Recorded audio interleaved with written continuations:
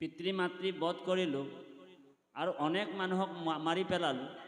এতিয়া কুম্ভ মেলা পাতিছে, তাত প্ৰয়াগতে গৈ কিনি স্নান কৰি লওঁ আৰু আমাৰ পাপবিলাক ঔহৰি ঔৰাম হৈ যাব।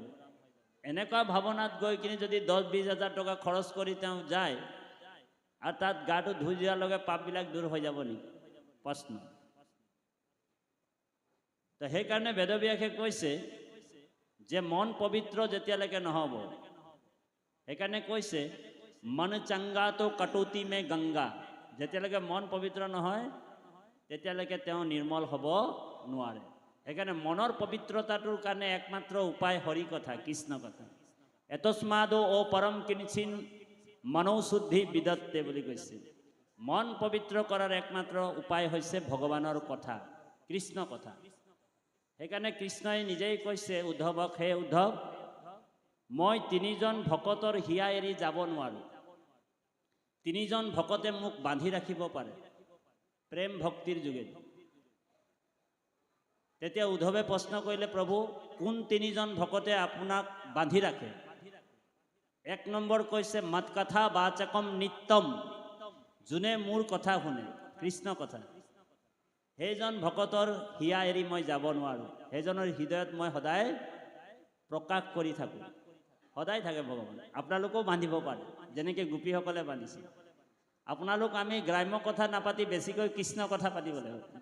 কাৰণ এই গ্ৰাম্য কথা প্ৰথম স্কন্ধত কৈছে, অ গ্ৰাম্য কথা কথনে মলিন হুৱে বাণী, হয়নে বাৰু? তাক শুদ্ধ কৰোঁ আমি কৃষ্ণ কথা কব খানি। বোলে কৃষ্ণ কথা শুনিব লাগিব। গ্ৰাম্য কথা শুনাৰ লগে লগে আমাৰ মন প্ৰাণ চব অপবিত্ৰ হৈ যাব। আইসকলে বেছিকৈ পৰচৰ্চা পৰনিন্দা কৰি থাকে। ইগৰাকী ৰাতিপুৱা 6টা বজাত চোতাল সাৰি সাৰি আহিছে, গেট পাই যায়, আৰু আন এগৰাকী ইটো ঘৰৰ পৰা চোতাল সাৰি সাৰি আহি গেট পাই যায়। দুইজনে ঝাৰু লৈ কি আৰম্ভ কৰি দিয়ে, ৰাতিপুৱাই পৰচৰ্চা পৰনিন্দা। তাৰ বোৱাৰীজনী তেনেকুৱা, ইয়াৰ বোৱাৰীজনী তেনেকুৱা, ঔ হৰি ঔ ৰাম। আমাৰ এইসকল আই নহয় বাৰু, এনেকুৱা আমাৰ চাৰিঙীয়াৰ আইসকল নহয় তেনেকুৱা। বোলে পৰচৰ্চা পৰনিন্দা লাগি গ'ল নহয়। এই পৰচৰ্চা পৰনিন্দাত কি হ'ব বাপ আইসকল? বোলে আমাৰ শৰীৰটো অপবিত্ৰ হৈ যাব। সেইকাৰণে তাকো শুদ্ধ কৰোঁ আমি কৃষ্ণ কথা বখানি। এতিয়া কৃষ্ণ কথা শুনাৰ লগে লগে আমাৰ মনবিলাক পবিত্ৰ হ'ব, শৰীৰো পবিত্ৰ হ'ব। সেইকাৰণে কৈছে অপবিত্ৰ বা পবিত্ৰ সৰ্বম অৱস্থা গতা পিবা। পবিত্ৰ বা অপবিত্ৰ হুৱে বা যদি